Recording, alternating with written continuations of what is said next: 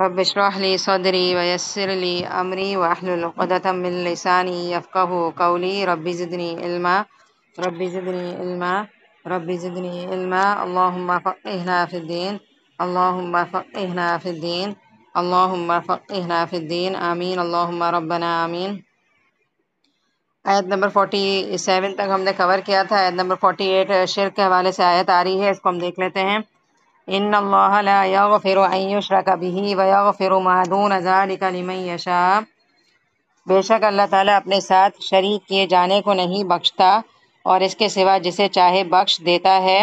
ومن یشرک باللہ فقد افتری اثما عظیما، اور جو اللہ تعالیٰ کے ساتھ شریک مقرر کرے اس نے بہت بڑا گناہ اور بہتان باندھا۔ اب اس آیت کے اندر اللہ تعالیٰ یہ کہہ رہے ہیں کہ شرک کا جو گناہ ہے نا وہ کسی بھی صورت معاف نہیں ہے۔ اور شرک کیا ہوتا ہے؟ جو ہم اللہ تعالیٰ کے ساتھ، ظاہر سی بات ہے ڈائریکٹ تو یہ نہیں کہتے کہ اللہ تعالیٰ نے کے سوا کسی اور نے بھی کریشن کی ہے یا اللہ تعالیٰ کے سوا کوئی اور بھی عبادت کے لائق ہے، یہ ساری چیزیں تو ہم نہیں کرتے، لیکن جو نان مسلم ہیں وہ آپ سب جانتے ہیں کہ بتوں کی عبادت کرتے ہیں یا اللہ تعالیٰ کے ساتھ کسی بھی طرح سے دوسرے مذاہب میں اللہ کو چھوڑ کر چاند ستارے یا جس کو بھی رب بنایا جاتا ہے، ایون کہ جو اللہ معاف کرے ہندو جو ہوتے ہیں ان کے اندر بھگوان کا جو کانسیپٹ ہوتا ہے، تو سب نے اپنے اپنے خدا بنا رکھے ہیں اور اللہ تعالیٰ کو انہوں نے اپنے اپنے حساب سے نام بھی دیے ہوئے ہیں نا۔ تو اب ہم یہ دیکھتے ہیں کہ الحمدللہ بحیثیت مسلمان ہم یہ تو نہیں کرتے کہ باقاعدہ ہم کسی اسٹیچو کی عبادت کر رہے ہیں، لیکن ہم لوگ کیا کرتے ہیں؟ دوسرے طریقے کا شرک کرتے ہیں۔ ایک دفعہ کسی نے بڑی اچھی بات بولی تھی کہ مسلمان جو ہے نا بیٹھے ہوئے بت کی، لیٹے ہوئے بت کی عبادت کرتے ہیں، اور کافر جو ہوتے ہیں نا وہ کھڑے ہوئے بت کی عبادت کرتے ہیں۔ اس سے بات سمجھ آ رہی ہے کیا؟ کہ جو کافر ہوتے ہیں نا وہ بیٹھے ہوئے اسٹیچو کی عبادت کرتے ہیں اور ہم جو ہے نا لیٹے ہوئے کی عبادت کرتے ہیں۔ لیٹے ہوئے کا مطلب ہے قبر میں جا کر، جو قبر کے لوگ ہوتے ہیں نا بزرگ وغیرہ، ان کی قبروں پر جا کر ہم اللہ کا ان کو شریک بنا رہے ہوتے ہیں، اور ہم یہ سمجھتے ہیں کہ اللہ تعالیٰ کی جو صفات ہیں نا، جیسے کہ اللہ تعالیٰ سننے والے ہیں، تو ہم یہ سمجھتے ہیں کہ ہم بتوں کا واسطہ دے کر اللہ تعالیٰ کو پکاریں گے، یا بتوں کے اس کو بزرگوں کے ذریعے سے اللہ تعالیٰ کو پکاریں گے، یا بزرگوں کے جو نام آتے ہیں نا، داتا گنج بخش اور اسی طرح کے علی حجویری، یا جو بھی دو چار نام میرے ذہن سے بھی نکل رہے ہیں، تو ان میں عثمان غنی، یا جو ہم یہ والے نام لے کر یہ سمجھتے ہیں کہ ہم یہ والے نام کے ذریعے سے، ان کے ذریعے سے ہم اللہ تعالیٰ سے کہیں گے کہ اللہ تعالیٰ آپ ہمیں خزانہ بخش دیجئے، یا آپ ہماری مشکل کشا جیسے نام ہے،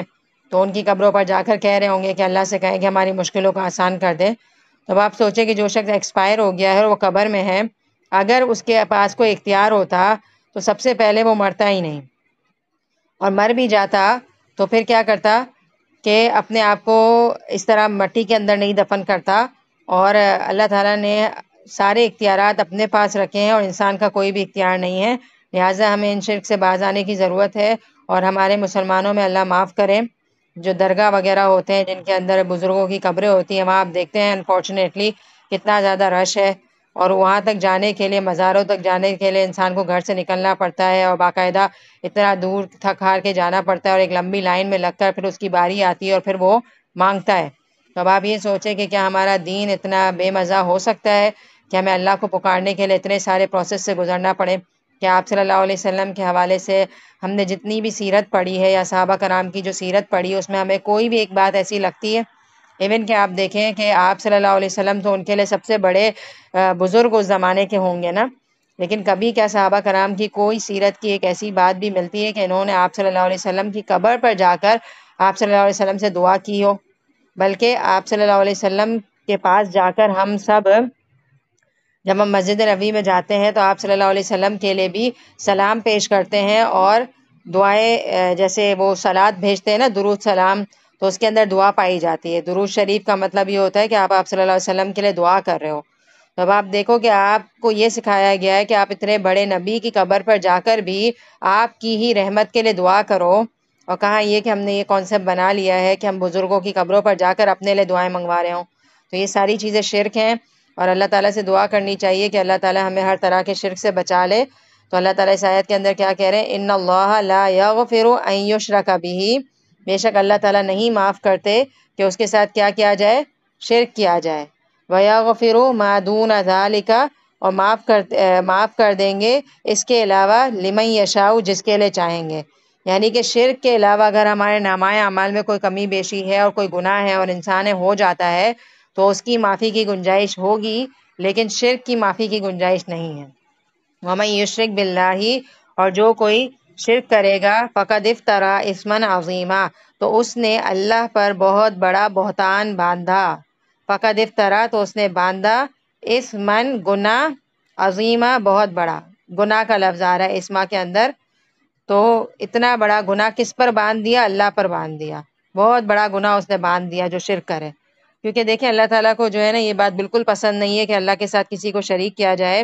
کیونکہ ایک آیت آتی ہے سورہ مریم میں کہ تکاد السماوات والارض، اس طرح کی آیت کا ترجمہ یہ ہے کہ قریب ہے کہ آسمان پھٹ پڑے اور زمین شک ہو جائے اس بات پر کہ جو انسان ہے اس نے رحمان کے لیے بیٹا قرار دے دیا، یعنی کہ اللہ کے ساتھ آپ کسی بھی قسم کا شریک ٹھہراؤ، اللہ تعالیٰ کو یہ چیز بالکل پسند نہیں ہے، اور قرآن میں بار بار شرک کی ممانعت ہوتی ہے اور اس کا انجام بتایا جاتا ہے کہ جو انسان شرک کر لے اللہ تعالیٰ نے اس پر جنت کو حرام کر دیا ہے اور اس کا ٹھکانہ آگ ہے۔ اِنَّهُ مَن یُشْرِک بِاللَّہِ فَقَدْ حَرَّمَ اللَّهُ عَلَیْهِ الْجَنَّةَ، جو شریک کرے اللہ کے ساتھ اللہ تعالیٰ نے اس کے لیے جنت کو حرام کر دیا ہے۔ حرم اللہ کا لفظ آتا ہے، حرام مطلب بالکل نہیں جا سکے گا، اس کی انٹری نہیں ہوگی، اور وَمَأْوَاهُ النَّارُ، اور اس کا ٹھکانہ آگ ہے۔ اب آپ دیکھیں کہ ہم میں سے کچھ لوگوں کے گناہ یقیناً ہے اور ہم مرنے کے بعد اللہ نہ کرے اللہ ہمیں خوشیوں کے ساتھ ڈائریکٹ جنت میں پہنچا دے، لیکن کچھ گناہ obviously ہمارے ہیں جس کی ہمیں خدا نہ خواستہ سزا کے لیے آگ میں جانا بھی پڑتا ہے، تو اگر ہمارے نامہ عمل میں شرک نہیں ہے تو انشاءاللہ ہم جنت میں چلے جائیں گے، اور اگر شرک ہے تو ہم جنت پر نہیں جا سکتے، کیونکہ اللہ تعالیٰ نے قرآن میں کیا کہہ دیا کہ ایسے لوگوں پر جنت حرام ہو جاتی ہے۔ تو اب اس آیت کو سن کر واقعی یہ ڈر لگ رہا ہے مجھے بھی کہ اگر ہماری زندگی میں نہ چاہتے ہوئے بھی کوئی شرک داخل ہو چکا ہے اور ہمیں علم نہیں ہے، تو اللہ تعالیٰ ہمارے اندر سے وہ شرک دور کر دے۔ اور دیکھیں شرک کی چھوٹی چھوٹی اقسام بھی ہوتی ہیں جس میں ہم اپنے آپ کو چیک کریں گے، اور آپ صلی اللہ علیہ وسلم نے یہ کہا تھا کہ مجھے اپنی امت کے بارے میں سب سے زیادہ جس چیز کا ڈر لگتا ہے نا وہ کیا ہے؟ شرک ہے۔ اور آپ صلی اللہ علیہ وسلم نے جب یہ والی بات کہی ہے تو ہمیں اس بارے میں کانشیس ہونا چاہیے کہ ہم شرک سے بچیں، اور شرک اصغر چھوٹے قسم کا شرک یہ ہوتا ہے کہ ہم ریاکاری کریں۔ دیکھیں ریاکاری یہ ہوتی ہے کہ آپ نماز پڑھ رہے ہو نا، تو آپ نماز پڑھ رہے تھے جلد بازی میں، اب کوئی اچانک سے روم میں آ گیا تو آپ نے اپنی نماز سلو کر دی کہ ہم اس کو دکھائیں کہ ہم بڑی اچھی نماز پڑھتے ہیں۔ تو اس صورت میں آپ یہ دیکھیں کہ اگر ہم کسی کو دکھانے کے لیے اپنی نماز لمبی کریں گے تو ہم ایک طریقے سے اللہ سے اجر مانگنے کی بجائے سامنے والے سے اجر لے رہے ہیں، تو یہ ریاکاری ہے، اور ریاکاری شرک کی ایک چھوٹی قسم ہے لیکن بہت نقصان انسان کو دے سکتی ہے، اور انسان کو لوگوں سے توقعات دلائے گی اور اللہ سے اس کو دور کر دے گی۔ اللہ سے اجر کی امید ختم ہو جاتی ہے نا، تبھی تو ہم چاہتے ہیں کہ لوگ دیکھیں اور ہماری واہ واہ کریں اور ہمیں مشہور کریں کہ ہم بڑے اللہ والے ہیں اور ہم اچھی نمازیں پڑھتے ہیں۔ تو کوئی بھی دین کا کام کریں، ایون کہ صدقہ کرتے ہوئے بھی ڈریں اس بات سے کہ آپ صدقہ باکس میں رقم ڈال رہے تھے اور اگر کسی نے آپ کو دیکھ لیا ہے تو آپ بڑی اماؤنٹ ڈال دیں۔ آپ ڈال رہے تھے 100 روپے، اب سامنے سے کوئی شخص چلتا ہوا آ رہا ہے تو آپ نے کہا کہ چلو آج 1000 کی نوٹ ڈال دیتی ہوں، تو تھوڑا امپریشن پڑ جائے گا۔ تو اللہ معاف کرے، یہ چیزیں بہت نقصان دہ ہیں کیونکہ اس میں ہم اللہ سے امید رکھنے کے بجائے بندوں سے امید رکھتے ہیں۔ ٹھیک ہے، تو جب ہم قرآن پڑھتے ہیں نا تو ہمیں یہ ساری چیزیں بھی پتہ چلتی ہیں، اور یہ ہمارے لیے بہت نقصان دہ ہیں، کیونکہ ہماری امت کے اندر آپ صلی اللہ علیہ وسلم نے کہا کہ شرک اس طرح سے داخل ہو جائے گا جیسے سیاہ رات میں سیاہ پتھر کے اندر سیاہ چوٹی چلتی ہے نا تو نظر نہیں آتی نا، بالکل اسی طرح سے اتنا اندرونی طور پر شرک داخل ہو جائے گا کہ انسان کو پہچان بھی نہیں ہوگی کہ وہ شرک کر رہا ہے۔ تو ہمیں اپنے آپ کو کیا کرنے کی ضرورت ہے؟ بچانے کی ضرورت ہے اس چیز سے۔ الم تر الی الذین یزکون انفسہم بل اللہ یزکی من یشاء ولا یظلمون فتیلا، کیا آپ نے انہیں نہیں دیکھا جو اپنی پاکیزگی اور ستائش خود کرتے ہیں، بلکہ اللہ تعالیٰ چاہے جسے پاک کرتا ہے کسی ایک پر بھی دھاگے کے برابر ظلم نہ کیا جائے گا۔ بہت ہی خوبصورت آیت ہے، اور اس آیت کے اندر یہی کہا جاتا ہے کہ کچھ لوگ جو ہے نا الم تر الی الذین یزکون انفسہم، تم دیکھو گے ان لوگوں کو کہ وہ اپنی بڑائی کے دعوے کرتا ہے، اپنے آپ کو پاکیزہ ظاہر کرتا ہے کہ ہم تو بڑے نیک ہیں اور یہ ہیں اور وہ ہیں۔ تو ہمیں اس آیت کی روح سے یہ بات سمجھ آتی ہے کہ ہمیں ہمیشہ جو ہے نا لوگوں کے سامنے اپنی اچھائی دکھانے سے بچنا چاہیے۔ ہم اپنے گناہ چھپاتے ہیں، ایک دفعہ کسی نے یہ والی بات بڑی خوبصورت کہی تھی کہ تم لوگوں کے سامنے اپنی اچھائیاں اس طرح سے چھپاؤ جس طرح سے اپنے گناہ چھپاتے ہو۔ اچھا اگر ہم سے کوئی گناہ ہو جائے تو ہم کیا کریں گے کہ کسی کو پتہ نہ چلے کہ میں نے یہ غلطی کی تھی۔ ایون کہ ہم سے گھر میں بھی کوئی غلطی ہو جاتی ہے نا تو گھر کے جو بڑے ہوتے ہیں نا جیسے شوہر ہیں یا بچے ہیں تو ہم شرمندہ ہوتے ہیں نا تو ہم کوشش کرتے ہیں کہ ان کے گھر میں آنے سے پہلے ہم وہ چیز آگے پیچھے کر دے اور کسی کو نہ پتہ چلے کہ ہم سے غلطی ہوئی ہے۔ ایون کہ بچے سے کوئی چیز ٹوٹ جاتی ہے تو وہ کیا کرتا ہے، گلاس ٹوٹ گیا تو ایسے صاف کر دے گا جیسے اس کو پتہ ہی نہیں ہے، اور پھر ہم آئیں گے تو بہانے کرتے ہیں نا بچے۔ لیکن اگر بچے کوئی اچھا کام کرتے ہیں، اسکول کا کوئی اچھا کام کریں گے، اسٹار لے کر آتے ہیں تو کیا کرتے ہیں، آتے ہی فوراً کاپی دکھاتے ہیں ہمیں کھول کے۔ تو ہماری نفسیات میں ہے کہ جب ہم کوئی برا کام کرتے ہیں نا تو ہم لوگوں سے چھپا رہے ہوتے ہیں، اور جب ہم کوئی اچھا کام کرتے ہیں تو ہم لوگوں کو دکھانا چاہتے ہیں۔ تو آج سے آپ الٹے ہو جائیں اور انشاءاللہ کیا کریں کہ اپنے اچھے کاموں کو چھپائیں دین کے معاملے میں۔ ہاں تھوڑا بہت موٹیویشن کے لیے ہم بتائیں گے لوگوں کو کہ ہاں فلاں جگہ پر ڈونیشن ہو رہی ہے تو صدقہ ہم دیں گے انشاءاللہ، لیکن ہماری نیت خالص ہونی چاہیے۔ اتنا بتائیں کہ ریاکاری نہ ہو، اور جہاں ریاکاری کا ڈر ہو وہاں خاموش ہو جائیں۔ جہاں نیت کی خرابی کا ڈر ہو نا تو وہاں کوشش کریں کہ اوائڈ کر لیں۔ تو اللہ تعالیٰ وہ کیا کرتے ہیں، اپنی بڑائی بیان کرتے ہیں۔ اور ہم نے سورہ آل عمران کے آخری میں یہ بھی پڑھا تھا کہ کچھ لوگ کیا کرتے ہیں کہ کوئی نیک کام نہیں کیا ہوتا اور پھر بھی کیا چاہتے ہیں کہ ان کی واہ واہ ہو جائے کسی بھی کام پر، ٹھیک ہے۔ تو اللہ تعالیٰ یہ کہہ رہے ہیں بل اللہ یزکی من یشاء، اللہ تعالیٰ انسان کو پاک کرتے ہیں۔ اور اس سے یہ بات سمجھ آتی ہے کہ جب انسان نیک ہوتا ہے نا تو ہم چاہے لوگوں سے جتنا بھی چھپا لیں، ہماری نیکیاں آ کے رہتی ہیں سامنے۔ ہماری نیکی جو ہے نا ہمارے چہرے پر بھی ظاہر ہونے لگتی ہے، ہماری زندگی میں بھی اس کے اثرات نظر آتے ہیں۔ اور کچھ نہیں تو جب ہم مر جاتے ہیں نا تو ہمارے مرنے کے بعد لوگوں کے ذہن میں یا دلوں میں ہمارا نام باقی رہ جاتا ہے۔ ہم مٹی میں مل تو جاتے ہیں لیکن ہمارے نیک کام لوگوں کے دلوں میں باقی رہ جاتے ہیں، جو ہم علم لوگوں کو پھیلا رہے ہیں یا ہمارا اچھا اخلاق ہے جس سے لوگوں کی زندگیوں کو ہم نے اچھا بنایا ہے، تو ہمارے مرنے کے بعد بھی وہ چیزیں یاد رہ جاتی ہیں۔ تو اللہ تعالیٰ یہ کہہ رہے ہیں کہ کچھ لوگ اپنی نیکیوں کو ظاہر کر رہے ہوتے ہیں لیکن وہ سب ضائع ہو جاتا ہے، اور کچھ لوگ چھپا چھپا کر بھی اپنے آپ کو رکھتے ہیں نا تو لیکن جو نیک ہوتا ہے بل اللہ یزکی من یشاء، اللہ تعالیٰ اس کا چرچا لوگوں میں کر دیتے ہیں، ولا یظلمون فتیلا، اور اللہ تعالیٰ تو دھاگے کے برابر بھی نیکی ضائع نہیں کرتے۔ اب دھاگے کے برابر سے کیا مراد ہے،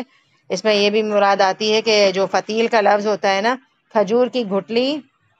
آج کل کھجور تو آپ سب کھا رہے ہوں گے، تو آج آپ روزہ کھولتے ہوئے کھجور کو دیکھیے گا غور سے کہ آپ دیکھیں کہ ہمارے نزدیک جو ہے نا کھجور کے بیج کی بھی کوئی ویلیو نہیں ہوتی۔ ہم کھانا کھانے کے بعد جو ہے نا پلیٹوں میں ایک طرف کر کے اس کو ڈسٹ بن میں ڈال دیتے ہیں، ہم غور سے کبھی دیکھتے بھی نہیں ہیں۔ لیکن آپ دیکھیں کہ اللہ تعالیٰ پتہ ہے کیا کہہ رہے، کھجور کی جو گھٹلی ہے نا اس پر ہے نا ایک لائن ہوتی ہے، اور لائن کو اگر آپ غور سے دیکھیں نا تو اس کے اندر سے ایک جھلی سی نکلتی ہے، ایک دھاگا سا نکلتا ہے۔ تو اتنا جو باریک دھاگا ہے نا اتنا بھی نیک عمل اللہ تعالیٰ کسی کا ضائع نہیں کریں گے، صحیح ہے۔ تو ہمیں یہ سکھایا جا رہا ہے، اللہ تعالیٰ کہہ رہے ہیں کہ میں اتنا بھی ظلم نہیں کرتا، تو پھر ہم کیا کریں،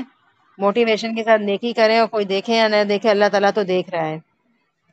الم تر الی الذین یزکون انفسهم بل اللہ یزکی من یشاء ولا یظلمون فتیلا۔ تو یہ آیت مجھے بڑی اچھی لگی، اور ہم نیکیاں کرتے جائیں لوگوں سے چھپ چھپ کر، اللہ تعالیٰ دیکھ رہے ہیں، اور انشاءاللہ اللہ تعالیٰ ہمیں اس کا صلہ دیں گے۔ اور ہم کوشش یہ کریں کہ ہم رمضان کے مبارک مہینے میں کچھ نیکیاں تو چھپ کر کریں کہ جو آپ کے اور اللہ کے سوا کسی کو پتہ نہ چلے، اور اخلاص کے ساتھ کریں اور نیت کے ساتھ کریں کہ انشاءاللہ ہم چھپ کر کریں گے اور اللہ تعالیٰ ہمیں اس کا ضرور ریوارڈ دیں گے۔ اس کے بعد والی آیت دیکھتے ہیں، انظر کیف یفترون علی اللہ الکذب، دیکھو یہ لوگ کس طرح سے اللہ تعالیٰ پر جھوٹ باندھتے ہیں، وکفی بہ اثما مبینا، اور یہ حرکت گناہ ہونے کے لیے کافی ہے۔ اب اس آیت کے اندر جھوٹ سے مراد اگر ہم پچھلی آیات کو دیکھیں تو سب سے پہلے تو شرک کی آیت آ رہی تھی کہ جو انسان شرک کرتا ہے نا وہ اللہ تعالیٰ پر جھوٹ باندھ رہا ہے،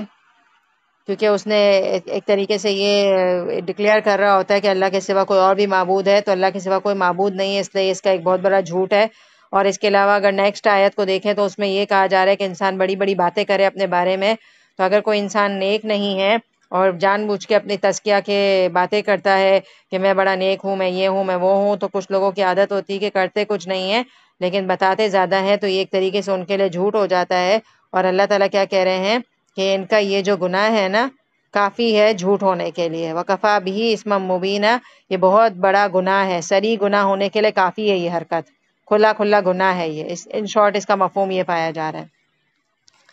الم تر الی الذین اوتوا نصیبا من الکتاب، کیا تم نے ان لوگوں کی طرف نہیں دیکھا جن کو کتاب کا ایک حصہ دیا گیا ہے، تو وہ کیا کرتے ہیں، یؤمنون بالجبت والطاغوت، وہ ایمان لاتے ہیں جبت پر اور طاغوت پر، ویقولون للذین کفروا، اور وہ کہتے ہیں ان لوگوں سے جنہوں نے کفر کیا، ہؤلاء اہدی من الذین آمنوا سبیلا، اور کافروں کے حق میں کہتے ہیں کہ یہ لوگ ایمان والوں سے زیادہ راہ راست پر ہیں۔ اب اس آیت کے اندر جو بات بتائی جا رہی ہے وہ یہ ہے کہ یہودیوں کے ایک اور فعل پر تعجب کا اظہار کیا جا رہا ہے کہ اہل کتاب ہونے کے باوجود یہ جبت کہتے ہیں بتوں کو، کاہن یا ساحر، جھوٹے معبودوں پر ایمان رکھتے ہیں اور کفار مکہ کو مسلمانوں سے زیادہ ہدایت یافتہ سمجھتے ہیں۔ جبت کے یہ سارے مذکورہ معنی کیے گئے ہیں۔ ایک حدیث میں آتا ہے پرندے اڑا کر، خط کھینچ کر، بدفعلی اور بدشگونی لینا، یہ سب شیطانی کام ہیں اور یہود میں یہ چیزیں عام تھیں۔ صحیح ہے۔ جبت جو ہے نا آپ کے سامنے پہلی دفعہ آیا ہے، طاغوت کا لفظ تو آپ اس سے پہلے بھی سن چکے ہیں۔ جبت کے اندر جو ہے نا یہ ساری خرابیاں پائی جاتی ہیں جو ابھی میں نے آپ کے سامنے پڑھی ہیں۔ کسی بھی چیز سے فال نکال لینا، بدشگونی لینا، تو یہ ساری چیزیں جبت ہوتی ہیں۔ اچھا دیکھیں ہمارے معاشرے میں نا یہ چیز اس طرح سے عام ہے کہ ہم جو ہے نا سفر کا مہینہ ہوتا ہے نا اس کو بدشگون لے رہے ہوتے ہیں اپنی طرف سے، حالانکہ اسلام میں اس کی کوئی دلیل نہیں ملتی۔ سفر کے مہینے کو ہم بدشگونی لے رہے ہوتے، سفر میں کوئی اچھا نیک کام نہیں کر رہے ہوتے، یا سفر میں کوئی خوشی ہم سیلیبریٹ نہیں کرتے، ہم نے اپنی طرف سے بنا لیا ہے کہ سفر کا مہینہ بدشگونی ہے، حالانکہ ایسا نہیں ہے۔ تو جن چیزوں کی اللہ تعالیٰ نے کوئی بات نہیں کری ہے اس کی طرف سے بدشگونی لے لینا یہ صحیح نہیں ہے۔ اب مثال کے طور پر ہم لوگ جو ہے نا اس طرح سے بھی بدشگونی لیتے ہیں کہ ہماری چھت پر اگر کالا کوا آ کر بیٹھے تو ہم کہہ رہے ہوتے کہ آج مہمان آئیں گے، یا پتہ نہیں کیا کیا باتیں ہم نے اپنی طرف سے ازیوم کی ہوئی۔ اگر ہمارا راستہ بلی کاٹ لے تو ہم کچھ کہہ رہے ہوتے کہ اب صحیح نہیں ہوگا ہمارے ساتھ۔ تو ہم یہ باتیں مجھے صحیح پتہ بھی نہیں ہے کیونکہ الحمدللہ میرا ان باتوں پر بلیو بالکل بھی نہیں ہے۔ یا چپل الٹا ہوتا ہے تو ہم کہہ رہے ہوتے ہیں الٹا سیدھا پتہ نہیں کیا کیا کہتے رہتے ہیں۔ تو اب آپ دیکھیں کہ جبت کا مطلب یہ ساری چیزیں ہیں کہ خود ساختہ چیزوں سے بدشگونی نکال لینا۔ صحیح ہے۔ تو یہ ساری چیزیں شیطان کے کام ہیں اور اللہ تعالیٰ کے نزدیک یہ ساری چیزیں بہت زیادہ ممانعت ہے اس کی کہ انسان جو ہے نا ان چیزوں سے بچے۔ اور اس کے علاوہ طاغوت کا مطلب جو ہم نے پہلے بھی ڈسکس کیا تھا کہ طاغوت جو ہے نا ہر سرکش قوت جو انسان کو اللہ کی عبادت سے روک دے، یعنی کہ طاغوت سے مراد ویسے تو شیطان ہے، اور اگر ہماری کوئی بھی قوت ہے جو ہمیں اللہ کی اطاعت سے روک رہی ہے تو وہ ساری چیزیں ہمارے لیے طاغوت ہو جائیں گی، اور یہ چیز ہم پہلے ڈسکس کر چکے ہیں۔ مثال کے طور پر ہم کلاس میں بیٹھنا چاہ رہے تھے یہاں پر آ کر، اور ہم اپنی نیند کی وجہ سے یا اپنی کوئی دنیا کی آسائش کی وجہ سے قرآن کا علم نہیں سیکھ رہے، یا ہم نماز کے ٹائم پر اپنی نیند کی وجہ سے اٹھ نہیں پا رہے ہیں، یا دنیا میں ہم اتنا زیادہ انوالو ہو گئے ہیں کہ ہم اللہ کی طرف نہیں آ پا رہے، تو یہ ساری چیزیں ہمارے لیے کیا ہو جائیں گی؟ طاغوت ہو جائیں گی۔ تو اب آپ کو سمجھ آ گیا کہ اس آیت کے اندر دو چیزیں بتائی جا رہی ہیں، ایک تو یہ ہے کہ جبت ہے اور دوسرا کیا ہے؟ طاغوت ہے۔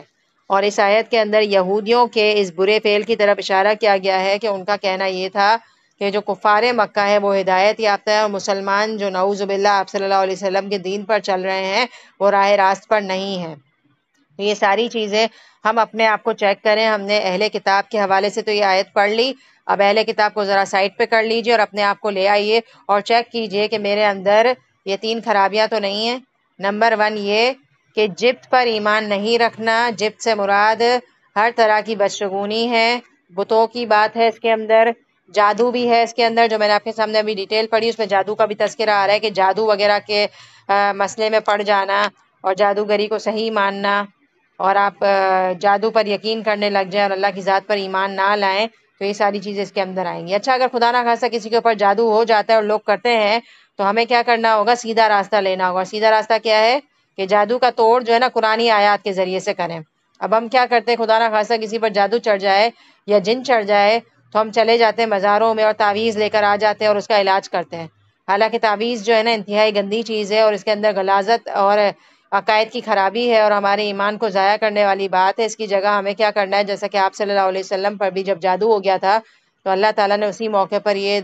11 آیات نازل کی تھی، سورہ فلق اور ناس کی۔ تو اگر خدا نہ خواستہ ایسی کوئی بات ہے تو ہمارے لیے اللہ کا کلام کافی ہونا چاہیے، اور انشاءاللہ ہم کیا کریں گے؟ اللہ کے کلام سے اس کا توڑ کریں گے، ٹھیک ہے؟ اور اس کے علاوہ دیکھ لیا نا جبت کے اندر بہت ساری چیزیں آ رہی ہیں، بدشگونی لینا اور پرندے اڑا کر فال لینا، کہ پرندہ اگر اڑا رہے ہیں تو اگر سیدھے ہاتھ کی طرف گیا تو یہ کام ہمارے لیے صحیح ہے، اور اگر الٹے ہاتھ کی طرف گیا تو ہمارے لیے صحیح نہیں ہے۔ تو یہ ساری چیزیں اسلام میں کوئی مناسب نہیں ہے، کیونکہ اللہ تعالیٰ نے ہمیں کسی بھی نیک کام کو کرنے کے لیے استخارے کا آپشن دیا ہے نا، کہ اگر ہمیں کوئی نیک کام کرنا ہے تو ہم اللہ تعالیٰ سے مشورہ کریں۔ یہ ساری چیزیں تو عجیب سی چیزیں ہیں، اس کا کوئی کانسیپٹ نظر نہیں آتا، اور انسانی عقل بھی جو ہے نا اس کو مانتی نہیں ہے۔ آپ سوچیں آپ کی عقل مانتی ہے اس بات کو کہ آپ نے ایک چیز اڑائی اور اپنی طرف سے یہ کہہ دیا کہ اگر سیدھے ہاتھ کی طرف گئی تو میرے لیے یہ کام بہتر ہے، اور اگر الٹے ہاتھ کی طرف گئی تو میرے لیے کام بہتر نہیں ہے. کتنی نانسنس بات ہے، اللہ معاف کرے. تو اللہ تعالیٰ ہم سب کو ان چیزوں سے محفوظ رکھے اور ان چیزوں سے ہمیں بچنے کی ضرورت ہے. اور طاغوت سے کیا سمجھے؟ شیطان. اور شیطان ہمیں جس بھی غلط کام کا حکم دے رہا ہے تو ایک طریقے سے ہم شیطان کو مان رہے ہیں اور اس کا مطلب طاغوت ہے. اور شیطان کبھی کبھی ڈائریکٹ تو نہیں آتا نا ہمارے پاس، ہماری نیند کی شکل میں ہمارے پاس آ جاتا ہے. تو ان ساری چیزوں سے اوائڈ کریں. اور دیکھیں ابھی مبارک مہینہ داخل ہو چکا ہے اور الحمدللہ ہم نے اس کے تیسرے روزے پر ابھی ہم ہیں. تو اب آپ سوچیں کہ تہجد کے ٹائم پر ہم رمضان کے مہینے میں اٹھیں اور ابھی بھی ہمیں ہماری نیند جو ہے نا اتنا غافل نہ کرے کہ ہم سوتے ہیں تو بس اتنا دیر سے اٹھیں کہ بس مشکل سے سحری کا ٹائم بچے. تو اس مبارک مہینے کے مبارک گھڑیوں کو ضائع نہیں کرنا. اب جو ہے نا ہر کسی کو برا لگتا ہے. ایسا ہوتا ہے کہ آپ نے دیکھا ہے کہ جو وہ والی پرسنز ہوتے ہیں نا، تھرڈ پرسن جو ہوتے ہیں،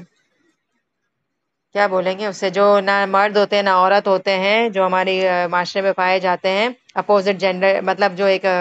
تیسرا جینڈر ہوتا ہے. تو آپ نے دیکھا ہے کہ وہ لوگ جو ہے نا سڑکوں پہ مانگ رہے ہوتے ہیں اور اگر ہم ان کو پیسے نہ دیں تو ان کے منہ سے نا بد دعا فوراً نکل جاتی ہے، فوراً سے نا وہ غصہ کر کے لعنت بھیج رہے ہوتے ہیں ہمارے اوپر. تو آپ میں سے یقیناً ٹریفک کے دوران آپ لوگوں نے گاڑی آپ کی چل رہی ہو اور تھوڑی دیر کے لیے روکی ہو، اس طرح کا کوئی شخص آپ کی دروازے پر آیا ہو اور بہت آپ کو بول رہا ہے دو دو اور آپ نے تھوڑا سا اس کو کہہ دیا نہیں دے رہی میں. تو اگر کوئی شخص آپ پر لعنت کر کے گیا ہے، ٹھیک ہے، آپ جانتے بھی نہیں ہو اس شخص کو، تو آپ یہ بتائیں کہ لعنت کا عمل کیسا لگتا ہے آپ کو. میں نے جان بوجھ کے یہ والی بات اتنی کلوز اس لیے کی ہے تاکہ میں آپ کو اپنی بات سمجھا سکوں، ورنہ میرا اتنا مقصد کلوز کرنے کا نہیں تھا، لیکن میں صرف سمجھانے کے لیے کہہ رہی ہوں. کین یو امیجن کہ ایک وہ شخص جو بہت ان نون سا ہے، آپ جانتے بھی نہیں ہے، بس ایک گھڑی کے لیے آپ کے پاس آیا اور آپ کو لعنت کر کے چلا گیا، تو آپ کو کتنی دیر تک برا فیل ہوتا ہے؟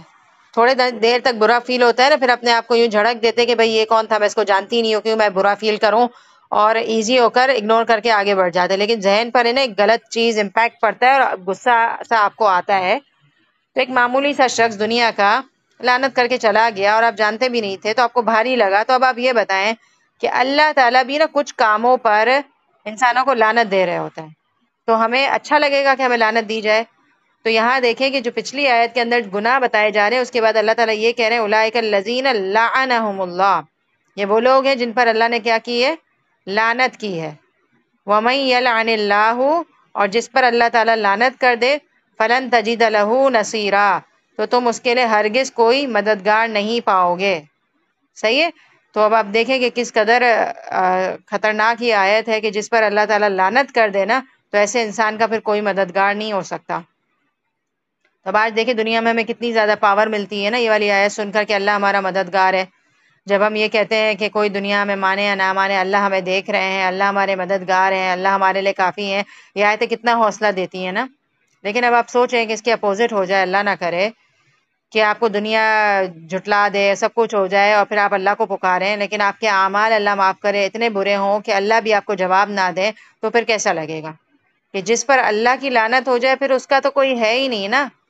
تو اللہ تعالیٰ ہم سب کو توفیق دے کہ ہم اپنے آپ کو جو پچھلی آیات میں اعمال بتائے جا رہے ہیں ان سے ہم اپنے آپ کو بچائیں. اور یہاں پر میں ایک اور بات ایڈ کرنا چاہوں گی کہ کچھ کام ایسے ہیں جس پر آپ صلی اللہ علیہ وسلم نے بھی لعنت کی ہے، اور ان میں سے ایک بہت امپورٹنٹ کام میں بتاؤں گی.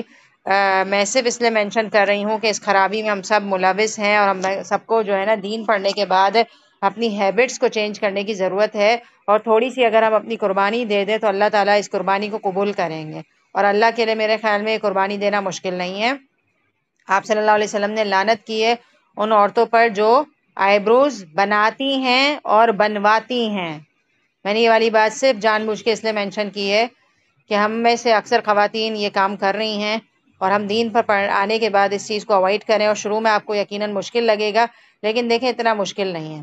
اور اللہ تعالیٰ نے ہمیں جس طرح سے بنایا ہے نا پرفیکٹ بنایا ہے. اب ہم نے شروع سے بنا کر اپنی آئی بروز خراب کر دی ہیں تو اب اوور گروتھ آتی ہے تو ہمیں عجیب لگتی ہے. اگر ہم فطری طریقے کو نہ چھیڑیں نا تو ہم بہت خوبصورت ہیں، اور اگر چھیڑ بھی دیا ہے اب تو اب کیا کریں، اب نہ چھیڑیں مزید. اور آپ صلی اللہ علیہ وسلم کی لعنت سے بچیں، اور جب بھی اللہ نہ کرے بنوا رہے ہوں تو اپنے آپ کو یاد دلائیں کہ میں کیا کام کر رہی ہوں. اتنے بڑے نبی کی مجھ پر لعنت ہو جائے گی تو میری زندگی میں خیر اور برکت کیسے آئے گی؟ تو اپنے حسن کو تھوڑا سا کمپرومائز کر لیں. اور میرا کہنا یہ ہے کہ یہ حسن کا کمپرومائز نہیں ہے، کیونکہ اللہ تعالیٰ نے ہمیں ایک پرفیکشن کے ساتھ بنایا ہے، اور یہ خالی ہماری ذہنیت ہوتی ہے کہ میں یوں اچھی لگوں گی اور یوں اچھی لگوں گی. مجھے اللہ نے جیسا بنایا ہے، میرے چہرے پر جس طرح سے رکھا ہے، الحمدللہ یہ ایک فطری چیز رکھی ہے اور بہترین ہوں میں. اب آپ دیکھیں کہ اللہ تعالیٰ نے نا دین کو خوبصورت بنایا ہے۔ اب ہم کہیں کہ بھائی دین میں تو اتنی اسٹرکٹنیس ہے، اب جو لوگ اس طرح سے آنکھیں لے کر جائیں، ہم کہیں کہ بھائی یہ بڑے دیندار ہیں اور اپنے آپ کو مینٹین نہیں کیا ہوا، تو اب یہ بتائیں کہ کیا اللہ تعالیٰ نے ہمیں آدمیوں جیسا بنانے کے لیے یہ بھی منع کیا ہے کہ اپر لپس بھی نہیں ہم بنا سکتے؟ اگر اللہ تعالیٰ کا دین اتنا سخت ہوتا نا تو میں کہتی ہوں کہ اللہ تعالیٰ ہمیں اپر لپس بنانے کی بھی اجازت نہیں دیتے۔ حالانکہ آپ کو پتہ ہے اپر لپس بنانے کی اجازت ہے، اور اللہ تعالیٰ چاہتے ہیں کہ ہم خوبصورت نظر آئیں، اور اگر ہمارے لپس کے اوپر ایکسٹرا بال ہیں تو ہم اس کو صاف رکھا کریں، صحیح ہے، اور بار بار ہم اس کی صفائی کا دھیان رکھیں، اور آدمیوں سے ہماری متشابہت نہیں ہونی چاہیے۔ تو اگر آپ چاہتے ہیں کہ اپنے منہ کو مینٹین رکھیں تو آپ بہت کچھ کر سکتے ہیں، اپر لپس بنائیں، اور اس کے علاوہ جو بھی ایکسٹرا آپ کے بال ہیں چہرے پر، جیسے کہ کچھ خواتین کے نا وہاں پر ویکس والی جگہ پر سائڈ ویکس جو کروایا جاتا ہے وہاں پر ایکسٹرا بال ہوتے ہیں اور آدمی کی طرح تھوڑے زیادہ ہوتے ہیں، داڑھی سے مشابہت کر رہے ہوتے ہیں، تو اس کو بھی ہٹوایا جا سکتا ہے، لیکن آئی بروز کی اجازت کسی صورت نہیں ہے، ٹھیک ہے؟ تو اس چیز سے بچنے کی ضرورت ہے۔ اور اگر خدا نہ خواستہ کسی کی بہت زیادہ ہے آئی بروز، کبھی کبھی ایسا ہوتا ہے، لیکن الحمدللہ وہ بھی خوبصورت ہی لگتی ہے، لیکن ایسا دیکھا گیا کہ کسی لڑکی کی بہت زیادہ ہے اور 3-4 دفعہ اس کو رشتے والے اس لیے ریجیکٹ کر رہے ہیں کہ اس کے آئی بروز زیادہ ہیں، تو ایسی صورت میں دل کی کراہیت کے ساتھ کہ آپ کا دل نہیں مان رہا، پھر بھی آپ صرف اس لیے کروا رہے ہو کہ رشتہ ہو جائے، ایک بات ہے،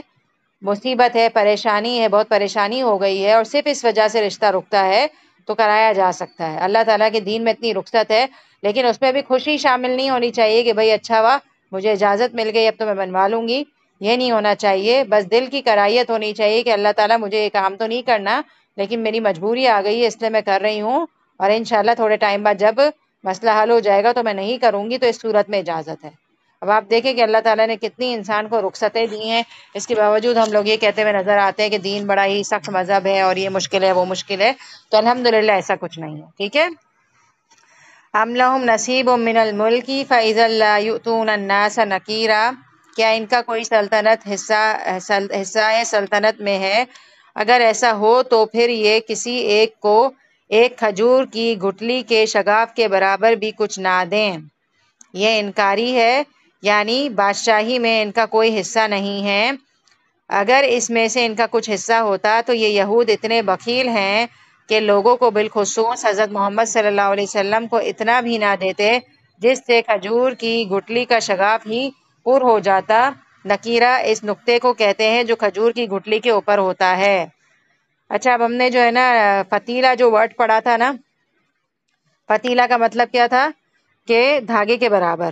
اور جو نکیرہ ہے نا وہ آپ دیکھیے گا کھجور کی گٹلی کے اوپر ایک سا ڈاٹ سا ہوتا ہے، ہلکا سا تل کے برابر یہاں ترجمہ کیا گیا ہے، تو ایک چھوٹا سا ڈاٹ ہوتا ہے، نوٹ کیجئے گا آج آپ نکیر بھی نوٹ کیجئے گا اور فتیل بھی نوٹ کیجئے گا۔ نکیر کیا ہوتا ہے؟ ایک چھوٹا سا ڈاٹ، اور فتیل کیا ہوتا ہے؟ ایک بال، ٹھیک ہے، دھاگے کے برابر بالکل ہلکی سی جھلی ہوتی ہے۔ تو یہ دونوں چیزیں نوٹ کیجئے گا اور سوچئے گا کہ اللہ تعالیٰ، تب آپ دیکھیں کہ اللہ تعالیٰ کی ذات اتنی بڑی ہے کہ اللہ تعالیٰ نے خزانوں کا اختیار اپنے ہاتھ میں رکھا ہے۔ اگر اللہ تعالیٰ وقتی طور پر انسانوں کو کوئی خزانہ دے بھی دیں تو انسان اتنا بخیل ہے کہ وہ شیئر نہیں کر پا رہا ہوتا۔ کہ آپ نے دیکھا ہے نا کہ جن لوگوں کے پاس زیادہ مال ہوتا ہے تو وہ اپنا مال کتنا سوچ سوچ کر دے رہے ہوتے ہیں نا، تو اللہ تعالیٰ کے خزانے بہت وسیع ہیں۔ اللہ تعالیٰ چاہے تو بادشاہ کو 1 سیکنڈ کے اندر فقیر بنا سکتا ہے، اور اللہ تعالیٰ چاہے تو فقیروں کو بھی بادشاہ بنا دیتا ہے۔ تو یہ سارے اختیارات اللہ تعالیٰ کے ہاتھ میں، اگر انسان کے ہاتھ میں اختیار کل ہوتا تو انسان کچھ بھی نہیں دیتا لوگوں کو۔ ام یحسدون الناس علی ما آتاہم اللہ من فضلہ، یا یہ لوگوں سے حسد کرتے ہیں اس پر جو اللہ تعالیٰ نے اپنے فضل سے انہیں دیا ہے۔ لوگوں سے حسد کرنے میں یہی مراد ہے کہ آپ صلی اللہ علیہ وسلم جو ہے نا بنی اسرائیل کے اندر آئے تھے، اور آپ صلی اللہ علیہ وسلم نے نبوت جیسی نعمت جو ہے نا بنی اسرائیل میں سے اتاری تھی، اس میں حضرت محمد صلی اللہ علیہ وسلم کو دی تھی، اور بنی اسرائیل کے اندر یہ آخری نبی نہیں آئے تھے، اور آپ صلی اللہ علیہ وسلم کی امت کو یہ نعمت دی تھی، تو اس پر وہ جو ہے نا مخالف لوگ ہیں یہود و نصارہ، وہ کیا کرتے تھے؟ حسد کرتے تھے۔ تو اللہ تعالیٰ یہ پوچھ رہے ہیں کہ کیا تم اللہ کے فضل پر حسد کرتے ہو؟ تو تمہیں کیا کرنا چاہیے؟ حسد نہیں کرنا چاہیے، بلکہ اللہ سے اس کے فضل کا سوال کرنا چاہیے، اور تمہیں بھی سیدھے راستے کی طرف آ جانا چاہیے۔ فقد آتینا آل ابراہیم الکتاب والحکمت وآتیناہم ملکا عظیما، بس ہم نے تو آل ابراہیم کو کتاب اور حکمت بھی دی ہے اور بڑی سلطنت بھی عطا فرمائی ہے۔ فمنهم من آمن به ومنهم من صد عنه وكفى بجہنم سعیرا، تو ان میں سے کوئی ایسا ہے جو اس پر ایمان لاتا ہے اور ان میں سے کوئی ایسا ہے جو اس سے رک جاتا ہے، اور جہنم جو ہے نا بھڑکائی ہوئی ہے وہ کافی ہے انجام کے لیے۔ تو دو کیریکٹر نظر آ رہے ہیں ان آیات کے بعد۔ آپ صلی اللہ علیہ وسلم کی رسالت پر کچھ لوگ ایمان لا رہے ہیں اور کچھ لوگ اپنے آپ کو اس سے روک رہے ہیں، اور جو انکاری ہے اس کے لیے جہنم کافی ہے جو بھڑکتی ہوئی ہے۔ اب اس آیت کی روح سے میں اور آپ یہ سوچیں گے کہ ہم آپ صلی اللہ علیہ وسلم کی تعلیمات پر کتنا ایمان لا رہے ہیں اور کتنا ان کو اگنور کر رہے ہیں۔ اب آپ دیکھیں کہ یہ آیت جو ہے نا یہود و نصارہ کے علاوہ ہمارے لیے بھی تو ہے، کہ ہمارے پاس بھی قرآن اور سنت آ چکا ہے۔ اب ہم کیا کر رہے ہیں؟ آمنا بھی کر رہے ہیں یا صدعن کر رہے ہیں؟ ایمان لا رہے ہیں یا رک رہے ہیں؟ ایمان لانا کیا ہے کہ جو آیت ہم نے پڑھی اس پر عمل کریں، اللہ کی جن چیزوں پر لعنت ہے، رسول صلی اللہ علیہ وسلم نے جن چیزوں پر لعنت کی اس سے بچیں۔ خدا نہ خواستہ ہم نہیں بچیں گے تو انجام نظر آ رہا ہے وَكَفَى بِجَهَنَّمَ سَعِيرًا۔ تو انشاءاللہ ہمیں کیا کرنا ہے؟ جو بھی ہم سیکھ رہے ہیں اس پر آمنا بھی کرنا ہے، وصدعن نہیں کرنا۔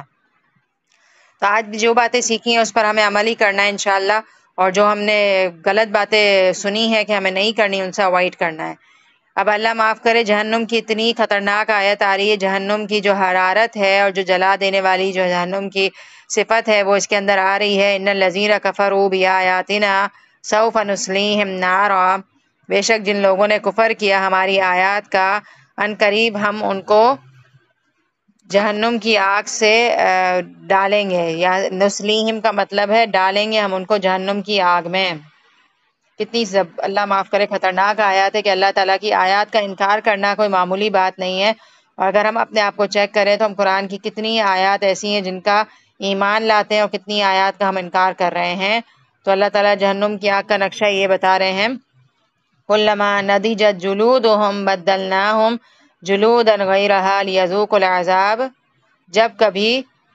پک جائیں گی ان کی کھالیں ہم بدل دیں گے کھالیں اس کی جگہ تاکہ وہ چکھیں عذاب، بے شک اللہ تعالیٰ زبردست ہے اور حکمت والے ہیں۔ اب اس آیت کے اندر جہنم کی آگ کا جو نقشہ کھینچا جا رہا ہے وہ بہت ہی خطرناک ہے،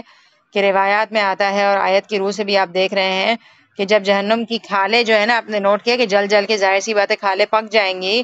تو جب پک جائیں گی نا تو اللہ تعالیٰ کیا کریں گے؟ ایک اور کھال اس کے اوپر لگا دیں گے، بدل دیں گے، پکی ہوئی کھالوں کے اوپر ایک اور کھال بدل کر لگا دی جائے گی۔ تو یہ پروسیس ہوتا رہے گا، اور اللہ معاف کرے احادیث وغیرہ میں اتنے سخت الفاظ آتے ہیں کہ جہنمی جو ہے نا انتہائی موٹے ہو جائیں گے، کیونکہ جو انسان دنیا میں بھی جل جاتا ہے نا، اللہ معاف کرے آیت پڑھاتے ہوئے مجھے کچھ ہو رہا ہے اور اتنی ڈیٹیل دیتے ہوئے ڈر بھی لگتا ہے، لیکن صرف اور صرف اس لیے بتا رہی ہوں کہ میں بھی ڈروں مزید، اور آپ سب بھی خوف اپنے اندر پیدا کریں کہ جہنم کی آگ جو ہے نا کوئی معمولی چیز نہیں ہے جس کو ہم بہت ایزی لے رہے ہوتے ہیں۔ ایون کہ ہم جب اللہم اجرنی من النار بھی پڑھتے ہیں نا، جیسا کہ رمضان میں ہم یہ دعا بہت زیادہ بڑھا دیتے ہیں، تو اپنے آپ سے پوچھیں کہ ہمارے اندر کوئی طلب ہوتی ہے اس آگ سے بچنے کی، کہ ہم اس نیت سے مانگیں کہ کوئی معمولی چیز نہیں ہے، وہ بہت زیادہ جلا دینے والی چیز ہے۔ تو اللہم اجرنی من النار دل سے بولنے کی ضرورت ہے ہم سب کو، ٹھیک ہے؟ تو یہ کہا جا رہا ہے کہ جہنمی بہت زیادہ موٹے ہو جائیں گے۔ اور اس کے بعد یہاں پر ایک میرے پاس روایت لکھی ہوئی ہے، وہ میں پڑھ رہی ہوں، صرف اس لیے پڑھ رہی ہوں کہ اللہ تعالیٰ ہمارے دلوں کے اندر اس جہنم کی آگ کا خوف ڈال دے، اور اللہ تعالیٰ ہم سب کو اس سے بچا لے، کیونکہ جہنم کی ہر رات میں اللہ تعالیٰ جہنم سے لوگوں کو، رمضان کی ہر رات میں اللہ تعالیٰ لوگوں کو جہنم سے آزاد کرتے ہیں۔ روز رات کو یہ کام ہو رہا ہوتا ہے، تو ہمیں اللہ سے روز رات کو سونے سے پہلے یہ دعا کرنی چاہیے۔ اور کل رات کو میں یہ دعا کر رہی تھی، اور میں نے لاسٹ ٹائم بھی آپ کو بتائی تھی یہ والی بات، کہ پہلی رات کو یہ اللہ سے کہیں کہ اللہ تعالیٰ آج ہی آزاد کر دے، کیوں ہم آخری تک کے لیے پینڈنگ رکھیں،